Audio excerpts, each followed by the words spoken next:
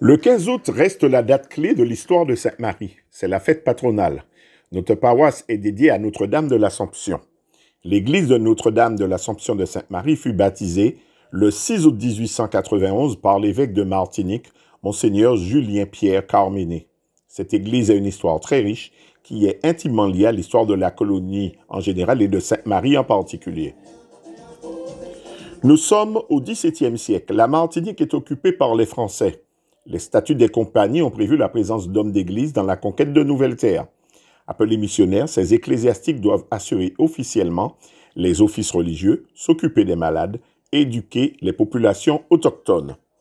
Les ordres religieux se partageaient la direction spirituelle de l'île à travers les paroisses qui étaient créées. On trouve à la Martinique les Jésuites, les Capucins, les Frères de Charité, les Ursulines et le puissant ordre des Dominicains. En 1657, les relations entre colons et Caraïbes se sont dégradées, sous l'influence de colons armés, et à la suite d'un grave incident avec les Caraïbes, Marie du Parquet déclara la guerre aux Amérindiens. Le père Boulogne, qui était à la tête des Dominicains, arriva le premier en territoire indien. Il planta une croix pour délimiter son territoire, et comme le veut la tradition, il dit la messe et entama le Te Deum. Retardés par les courants marins, les Jésuites arrivèrent après. Ils durent construire un fort dans la région qui prit le nom de Fort Sainte-Marie en l'honneur de la Vierge Marie. C'est ce fort qui donna son nom à notre ville. Le 8 janvier 1663, le Conseil souverain de l'île ordonna l'établissement officiel de la paroisse de Sainte-Marie, qui était dépendante de Trinité. Elle était administrée par les Dominicains. Ils dirigèrent la paroisse de Sainte-Marie jusqu'en 1793. La paroisse de Sainte-Marie qui devient indépendante en 1684. Le premier curé signalé dans la paroisse fut le père Bertrand Fraisse en 1679. Pourtant, le bâtiment église n'existait pas encore. La paroisse devait son existence grâce à la chapelle de Font-Saint-Jacques, premier bâtiment religieux de la ville.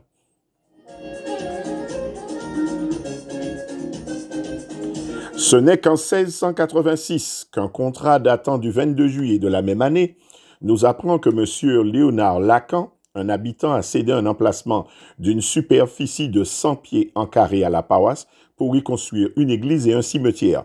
L'emplacement se trouvait à l'endroit où existe aujourd'hui la salle de cinéma et la salle des arts martiaux. L'église avait une longueur de 14 mètres sur une largeur de 8 mètres. Elle était entourée de son cimetière qui resta ouvert jusqu'en 1755. L'église était construite en maçonnerie. La tour du clocher était séparée de l'église et s'élevait à l'angle du cimetière, près du presbytère qui fut construit au début du XVIIe siècle. L'église de Sainte-Marie desservait en 1700 une population qui s'élevait à 1065 personnes. Un rapport du préfet apostolique nous signale qu'au XVIIIe siècle, l'église de Sainte-Marie était mal entretenue.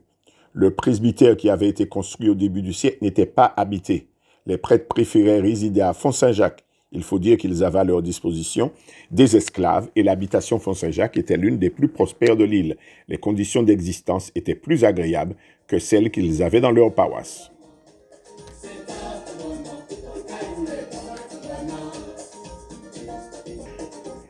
Les prêtres ont souvent utilisé comme prétexte les épidémies pour vivre à Font-Saint-Jacques. Effectivement, la variole et la fièvre jaune qui décimaient la colonie entre le 18e et le début du 19e ont fait des ravages. On découvre effectivement que l'épidémie de fièvre jaune a provoqué la mort de beaucoup de personnes. Les prêtres de la paroisse de Sainte-Marie n'ont pas été épargnés.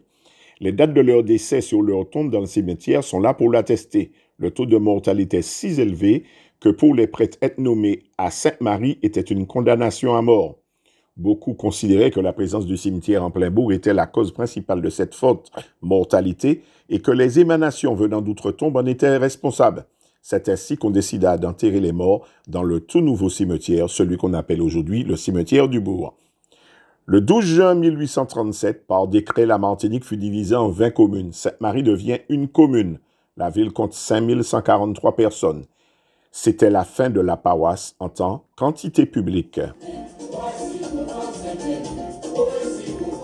Nous sommes en 1848 et la lutte anti-esclavagiste est intense.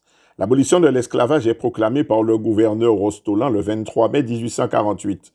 La paroisse ne joue pas un rôle important dans l'abolition, mais les tensions sont vives au lendemain de 1848. La population augmentait très rapidement. On comptait en 1860 près de 8000 habitants à Sainte-Marie. La première église était enfermée dans le bourg, il fallait la déplacer, elle ne pouvait accueillir que 433 personnes.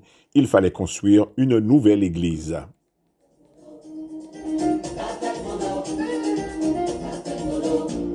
Pour construire la nouvelle église, le curé l'abbé Isor, le conseil de fabrique, la municipalité de Sainte-Marie avec son maire Pierre Martineau unirent leurs efforts pour mener à bien le projet. L'abbé Isor parcourt les campagnes à la recherche d'argent. Les fonds recueillis ont permis de construire les premières façades de l'église. Cette église fut construite sur un terrain appartenant aux héritiers Seguin-Lassalle qui furent expropriés. La maçonnerie, la charpente et la toiture furent réalisées. L'argent étant épuisé, les travaux s'arrêtèrent. Le maire essaya de récupérer auprès du ministère des colonies une subvention sans succès. C'est la ville qui a financé en grande partie les travaux qui s'achevèrent en 1891. Les travaux ont duré une trentaine d'années. C'est ainsi que le 6 août 1891, Monseigneur Carméné, au cours d'une grande cérémonie, bénissait l'église Notre-Dame de l'Assomption de Sainte-Marie en présence du maire de l'époque, Marius Lagaville. Les reliques de Saint-Martial et Saint-Jucondin furent scellées au maître-autel. 21 ans furent nécessaires à la construction de tout cet édifice. Le plan du bâtiment avait été conçu par l'architecte Blin. L'édifice allongé s'élève sur un morne qui dominait la ville. Une flèche était située au-dessus du porche. Une horloge signalait l'heure des prières et les cérémonies. Une chapelle fut dédiée à la Vierge Marie et l'autre à Saint-Joseph.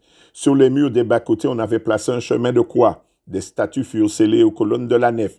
Les fonds baptismaux représentaient une coupe gracieuse protégée par un couvercle. 5 lustres furent suspendus au plafond. Seulement 12 jours après son inauguration, le 18 août 1891, un terrible cyclone allait abîmer l'église. La toiture fut arrachée, la flèche renversée, l'horloge détruite, les fenêtres brisées.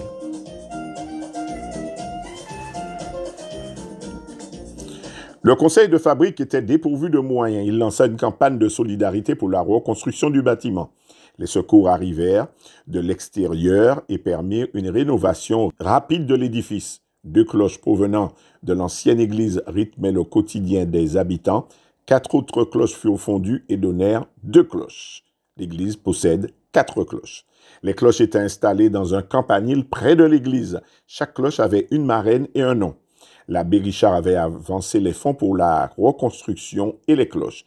La municipalité d'Eugène Agricole y participa. Le campanile fut béni par Monseigneur Carméné le 21 décembre 1893 au cours d'une grande cérémonie.